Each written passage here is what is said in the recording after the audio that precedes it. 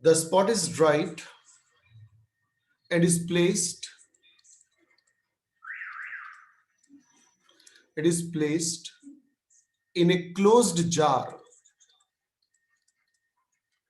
In a closed jar containing the solvent. Containing the solvent. Solvent का मैंने कल एक नाम बताया था, इलुएंट. ब्रैकेट में चाहो तो लिख सकते हो. As the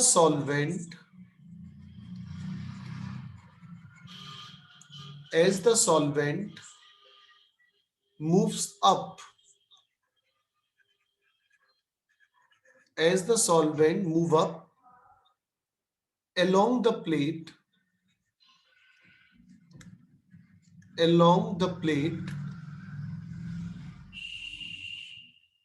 एक बार डॉक्टर बंसल साहब पढ़ दे रहे हैं यहां से लाइन से. As the moves up के बाद. Sir, the spot is dried and is placed in a closed jar containing the solvent or eluent as the solvent moves up along the plate. The components of the mixture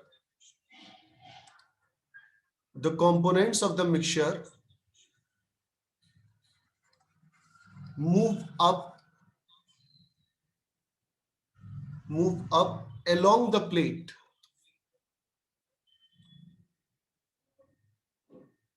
to different distance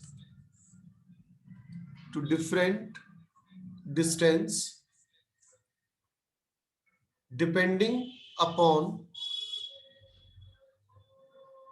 their degree of adsorption.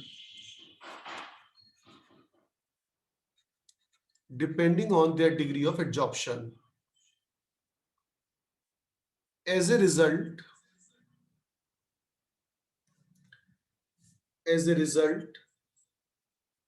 separation of the mixture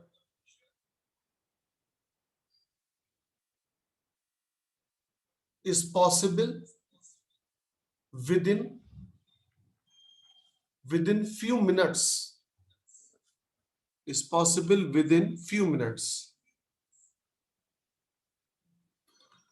आगे लिखे, the movement of the substance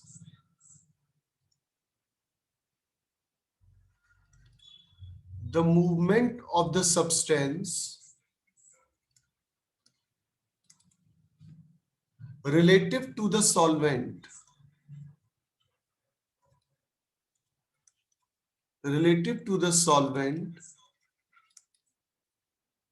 can be written in terms of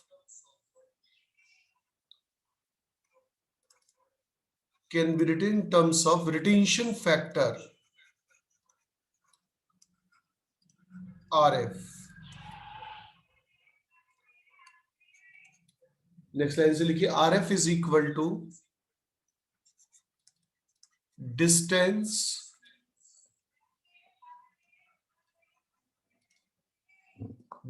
moved by the substance from the baseline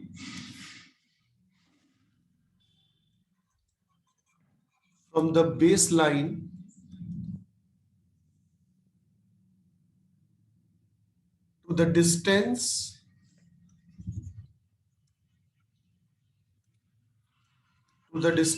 moved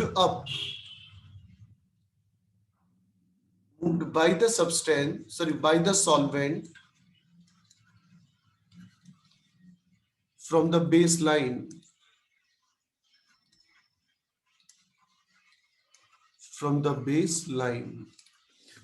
engineer Arya, Harshit, Pulkit और ये बच्चे मेरे से आज class के बाद संपर्क कर लें.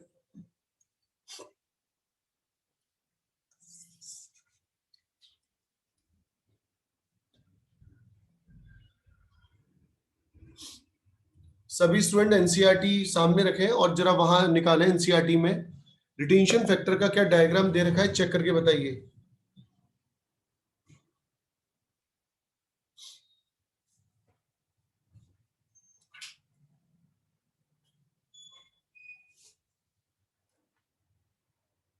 वहाँ दे तो रखा है थिन लेयर क्रोमेटोग्राफी का।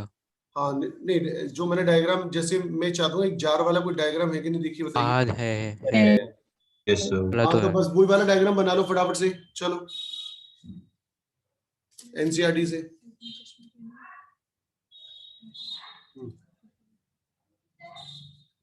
किस पेज पे दे रखा है? 361 12.12। हाँ,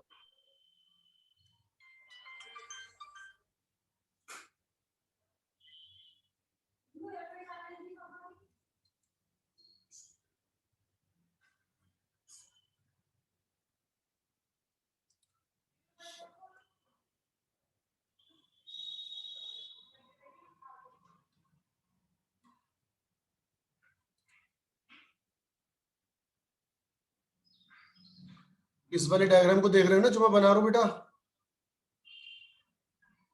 Yes, sir. हाँ सर।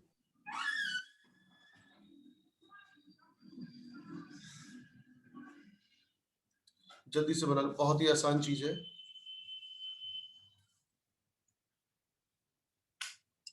एड्सॉर्बेंट यहाँ लिखा हुआ है, देखो एक तरफ, और नीचे की तरफ लिखा हुआ सॉल्वेंट। एनसीईआरटी से देख के बना ले, कोई दिक्कत नहीं है। एड्सॉर्बेंट, सॉल्वेंट, मैं भी एनसीईआरटी की डायग्राम आपको दे रहा हूँ। किस पेज पर है एनसीईआरटी डायग्राम? 361 पे है, देखो उसके आसपास ही।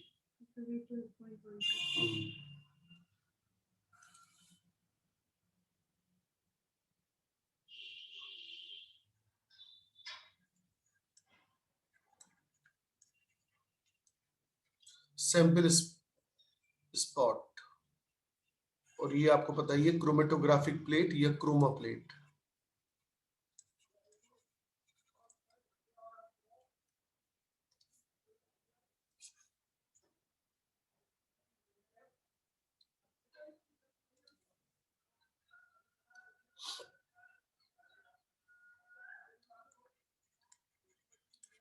बेसलाइन,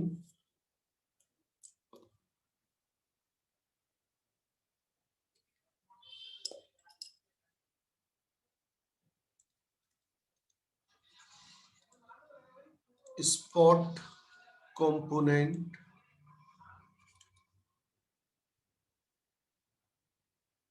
मान लीजिए यहां से यहां तक की डिस्टेंस x, यहां से यहां तक की डिस्टेंस y, तो RF retention factor is equal to x over y।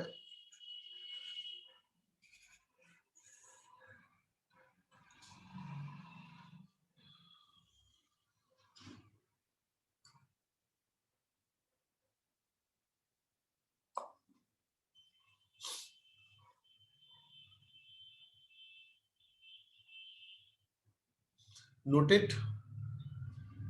Yes, sir.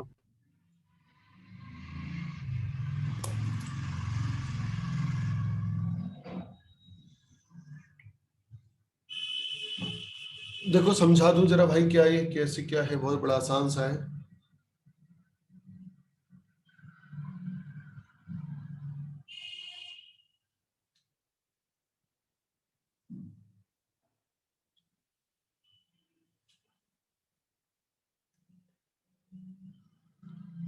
हाँ जी,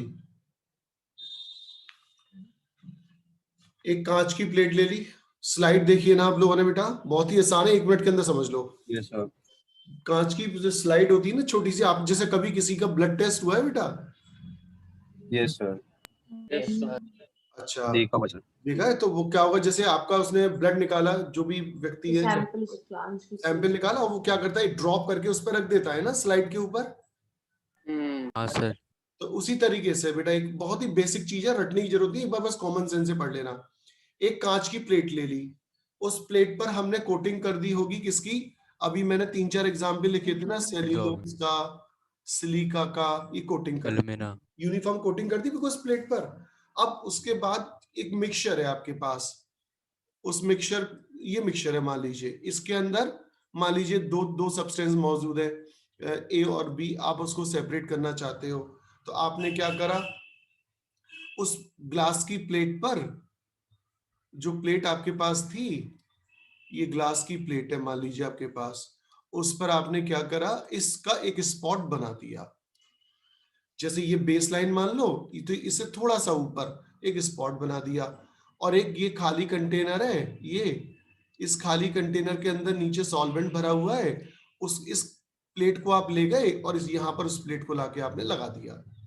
अब कैपिलरी एक्शन होगा, तो यहां से सॉल्वेंट ऊपर की तरफ फ्लो होना शुरू हो जाएगा, और उसके साथ साथ इसमें जो कंपोनेंट प्रेजेंट होंगे, जैसे एक कंपोनेंट ए, एक कंपोनेंट बी, वो भी सॉल्वेंट के साथ चलते जाएंगे और अपनी अपनी अफिनिटी के हिसाब से आगे चलते चले जाएंगे। अच्छा, ये एक्स और वाई मैंने क्या माना यार, बताना यहाँ पर।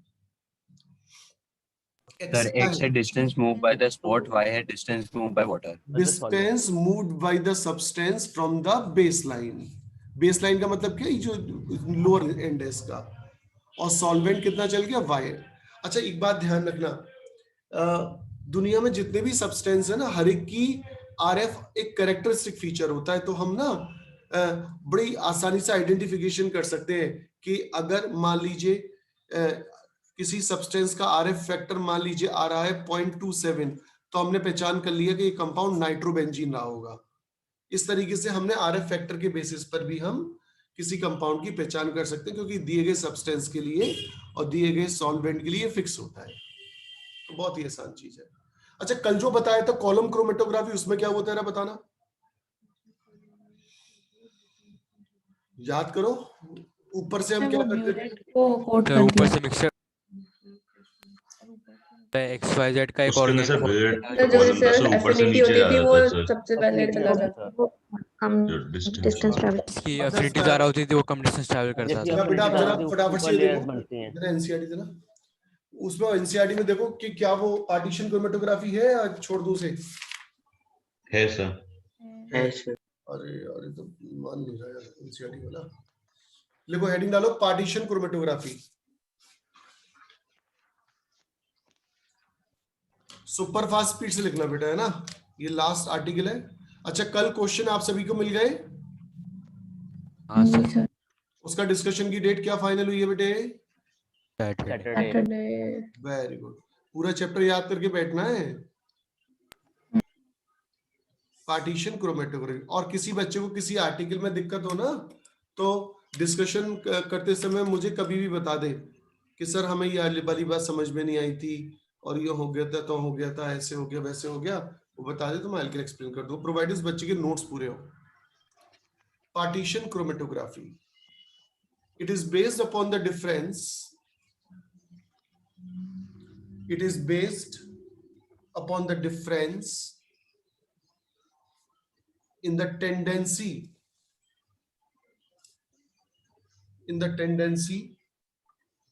of substance to distribute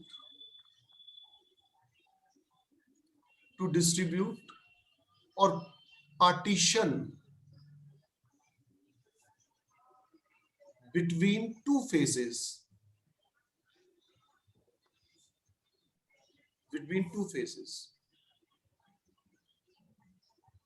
that is stationary phase and mobile phase,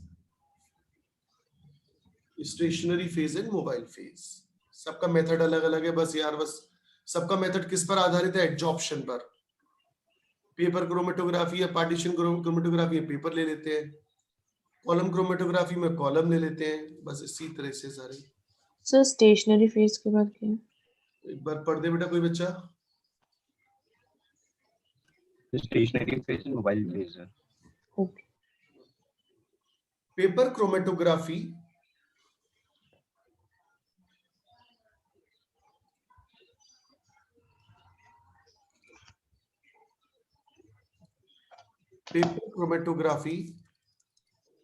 is a type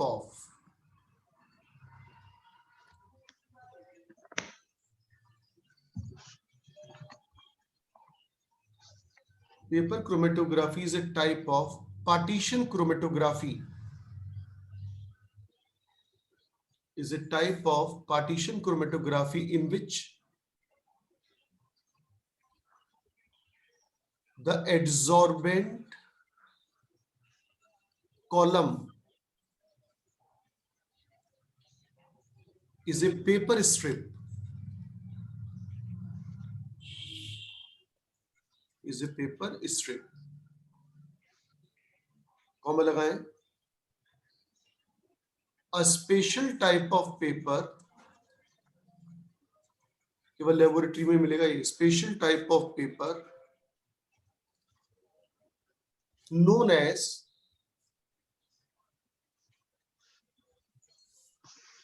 chromatography paper.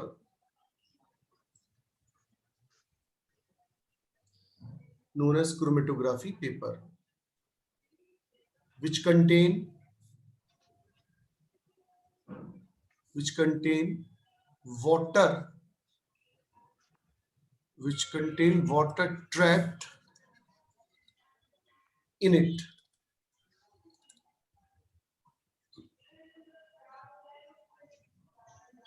This act as stationary phase. This act as stationary phase.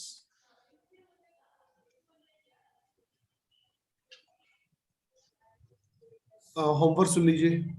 क्या है आपका? ये जो मैंने पार्टीशन क्रोमेटोग्राफी है, आपको आज इसे एनसीईआरटी से एक बार पढ़ना है. और एनसीईआरटी में जो डायग्राम दे रखा भी है, एक या दो, कितने डायग्राम दे रखे हैं? दो हैं सर. दोनों डायग्राम आपको, दोनों डायग्राम आपको एनसीईआरटी से में इससे बना के लाने हैं. ठीक है, दो डायग्राम है. डायग्राम नंबर 12.13 मिल गया? Yes, sir. ये आपका होमवर्क है, पढ़ के आना है और फिर अच्छी तरह से कर लेना है. अब क्या करना है सुन लो. आपकी नई यूनिट स्टार्ट कर रहा हूं मैं. यहां पर लिख देता हूं सारी बातें. सारी बात लिखने के बाद सभी बच्चे रिज्वाइन करेंगे. पहली इस हफ्ते के इवेंट सुन लीजिए. कल है फ्राइडे. कल से ही ऑब्जेक्टिव क्वेश्चन का डिस्कशन स्टार्ट हो रहा है. नहीं, कल से स्टार्ट कर रहे हैं. एक काम करके बता दीजिए जल्दी से सही बच्चे. लेवल सारे क्वेश्चन तो कल तक कितने हैं? लेवल 1 में टोटल क्वेश्चन कितने हैं? जरा जल्दी से बताइए. मुझे होमवर्क डिसाइड करना है. एक दिन में सारे क्वेश्चन नहीं होंगे. जो आज क्वेश्चन भेजे गए हैं व्हाट्सएप पर,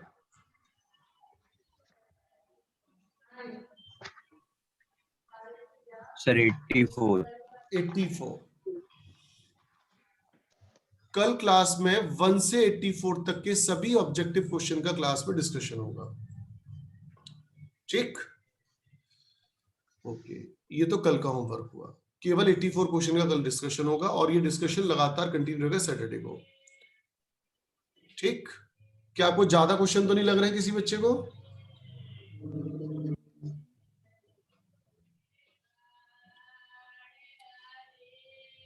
जल्दी बोलिए, यस और नो. अच्छा, मतलब मुझे चुप कर लेंगे सर. ठीक है, ओके, कर लेंगे सर. कर लेंगे. ठीक है, ये फ्राइडे का है और ये डिस्कशन लगातार सैटरडे तक कंटिन्यू रहेगा जब तक कि चैप्टर ये इसके क्वेश्चन नहीं फिनिश होंगे. और मैं लगातार बीच में क्रॉस क्वेश्चनिंग करूंगा जिससे कि मैं आपसे पूछ सकूं कि आपने क्या करा क्या नहीं करा है. तो कोई बच्चा मेरे को शिकायत का मौका ना दे.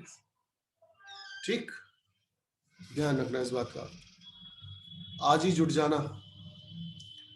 अब नया चैप्टर स्टार्ट करने जा रहा हूं. रिजन करें आप लोग सभी लोग.